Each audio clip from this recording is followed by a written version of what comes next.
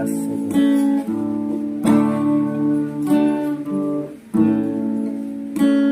Ikaw ang puno. Yes, Lord. Sukat sa sinuganan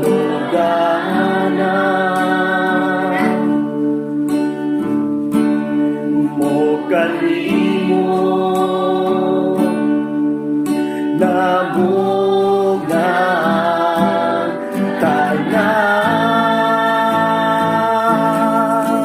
niyabot ang kahayan